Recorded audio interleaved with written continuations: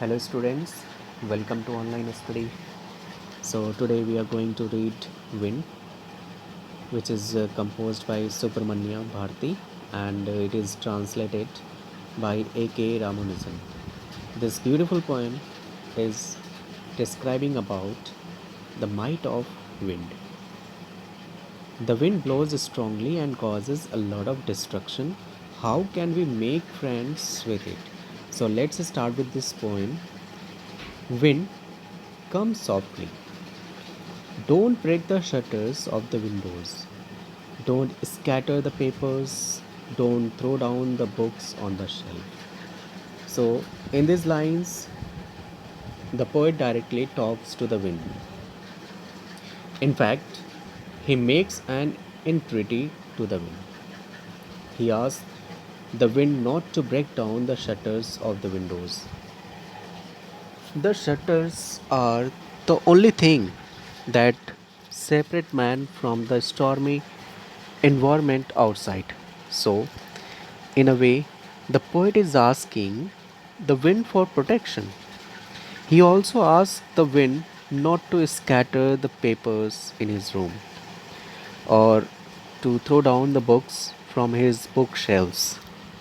It is pertinent for him to care about papers and books and for them to be the first things in his room that he doesn't want disorganized because he is a writer. Let's see the next stanza. There, look what you did. You threw them all down. You tore the pages of the books. You brought rain again. So, in these lines, the poet continues speaking to the wind. However, the tone he now uses to address the wind has changed from the tone he had been using in the first four lines of the poem. Here, he takes on an accusatory tone. He gestures towards the maze in his room and tells that wind that it is he who is responsible for it. He shows the wind how he has thrown all the books down from the bookshelves with his force and torn pages out of those books as well. However, the poet does not restrict his vision only to the inside of his choice of his house. Casting his gaze outside, he also accuses the wind of having brought a bout of rainfall with himself while approaching the poet's house. You are very clever. You are very clever at poking fun at wiggling. Frail, crumbling houses, crumbling doors, crumbling rafters, crumbling wood, crumbling bodies, crumbling lives, and crumbling hearts. The wind god knows the crushes them all. So, in these lines, the poet keeps speaking to the wind. Now, his tone has once again undergone a change. While it is still accusatory, it has also become somber to some extent. The poet tells the wind that he makes mischief whenever he comes face to face with anyone who is too meek to protest against his actions. The wind can tear down the doors, the rafters, or entire wooden houses altogether. This is the wind's overt action, leaving people without a roof over their heads or walls to keep them sheltered from the harsh world outside. However, the wind also has a covert action. In India, vernacular lang, there is an idiom which implies is that the troubles we face in life come as suddenly as the wind and also live in the same sudden way. Hinting at this, the poet says that the wind can tear down weak bodies and fragile hearts, that is, difficulties in life can lead to a lose, loss of hope, as well as a loss of life. Whether such things will happen or not is all up to the wind god, says the poet. He won't do what you tell him. He won't do what you tell him. So come, let's build strong homes. Let's join the doors firmly.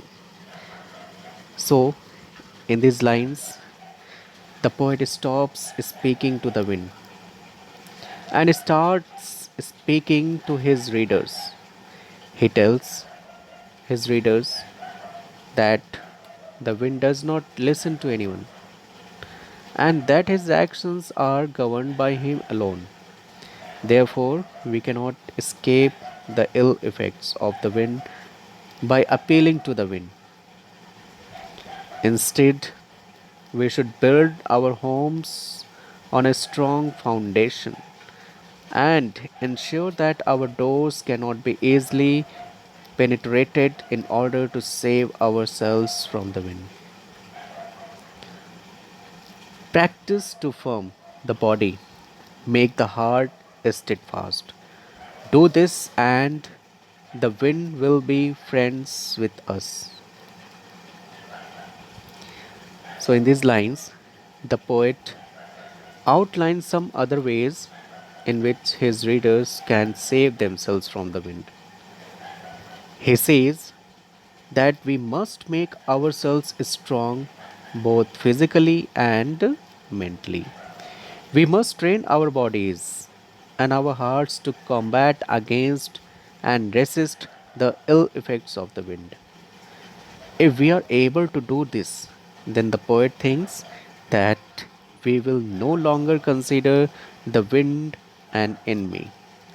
Instead, the wind will invite us to become his friend, and we will be able to fearlessly accept his invitation. The wind blows out weak fires, he makes strong fires roar and flourish. So, in these lines, the poet describes how the wind has both bad and good effects. In order to elucidate on the bad effects of the wind, he shows how the wind can blow out a fire if it is glowing with a weak fire force. However, if the fire is burning strongly, then the wind will not blow it out but make it fiercer. Thus, the wind can nurture that which is already strong. His friendship is good. We praise him every day.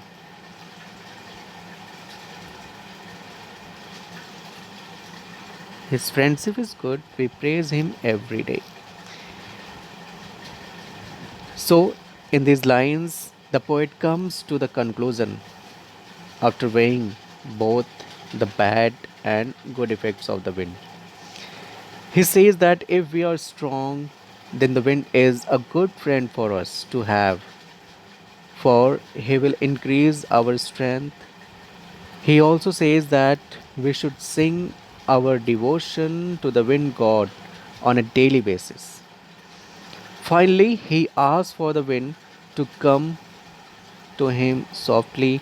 This may seem a bit cautious of him, but shows that he has thought out of his address to the wind very well. He knows how the wind can strengthen him but also knows that he must not overestimate his own strength or disrespect the wind god. So, now as we have discussed the poem, now we will discuss literary device used in the poem. So, now first of all, there is no rhyming scheme. The entire poem is written in free verse. This is free verse. Okay, free verse. A very prominent device is used, anaphora. Anaphora, that is anaphora.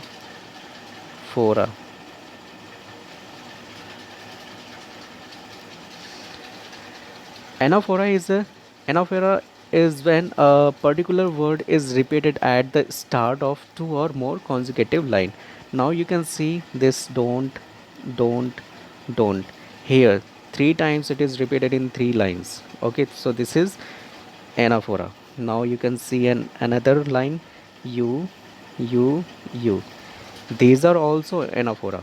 Okay, so once again, anaphora is when a particular word is repeated at the start of two or more consecutive line. Okay, now next device is used in poem is personification, and personification, that you know very well about this wind.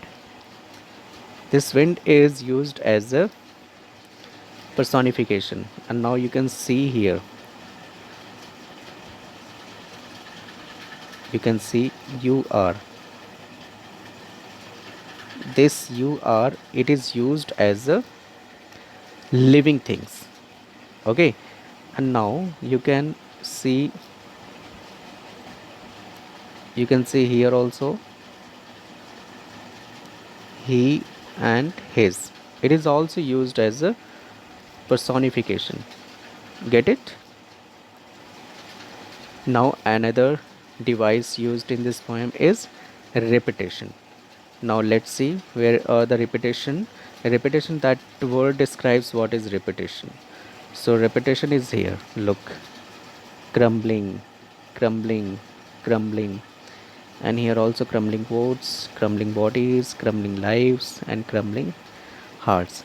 So these are what? These are repetition. Okay. Now there is another device, that is alliteration. Alliteration, can you tell me where it is? Okay, let me show you where is alliteration. So alliteration, first of all you should know what is alliteration. Alliteration is repetition of consonant sound in close connection. Now you can see here wind and winnows, and here the sound is coming wa. Okay, now you can see another alliteration, won't and what. So this is also an alliteration. So now there is a use of symbolism in the poem. Symbolism means a thing refers to a thing, another thing. So in this poem, wind is a symbol. The wind refers to challenges in life, and we can see that the poet has used symbolism. He is using wind as a symbol for the adversities in our life. So we have discussed the poem and literary devices used in the poem, and we come to the end of this poem. So now, thank you so much, my dear students. I hope you have understood this poem. Thank you.